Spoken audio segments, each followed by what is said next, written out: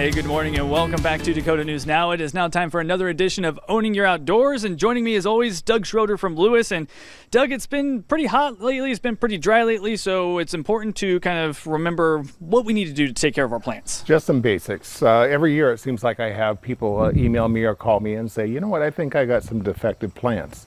I'm not saying that doesn't happen, Aaron, but most of the time it's an accumulation of what we've done to the plant. Right, and you were talking earlier how if you have your plant on the south side, you're getting more sun, so you also need to make sure that you're taking a little bit better care of it by mainly giving it some water, right? Right. Watering is dictated by the weather we're going through, winds, heat, and location of the plant. So you want to make sure that you're watering. Sometimes I'll be watering containers twice a day if it's just a really hot, windy day. And the size of the container also comes into play there. You also were talking about how the container, how it's made, some of them are like double layered so they hold in moisture a little better. Right, yes. Over here we have examples of a few different type of containers. A container I really love is the middle one. It's a double walled container.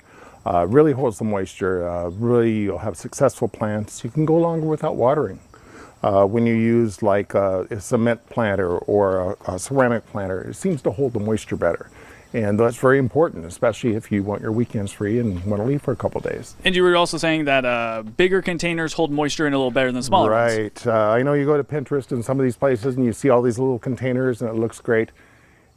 Always, instead of going with a small container, go to a large container. One large instead of 4 small, and your plants are going to be much healthier and happy. Another thing that we need to make sure is that we're fertilizing properly. Fertilizing, amending. As the summer goes along, you've lost a lot of water through those containers. So you want to make sure that you've subsidized that plant with the right nutrients to keep it going. And Aaron, you know what we always say about soil. Don't skimp out on it? Don't skimp out on it. Everything is the base of your container is a good soil. You want a soil that drains well, but also holds moisture. There are even varieties of soil that are moisture controlled that will hold a little more moisture for your plant's needs on these hot days. What are some other tips and tricks and advice you have for us? Just really watch. A plant will start giving signals on when it's starting to fail. So, you know, every day or two, walk through them and make sure you're watering. One tip I always do to check for watering is I stick my finger into the planter down to a little past the first knuckle, and if I feel moisture, I'll go a little longer, but if it's dry, it's time to water.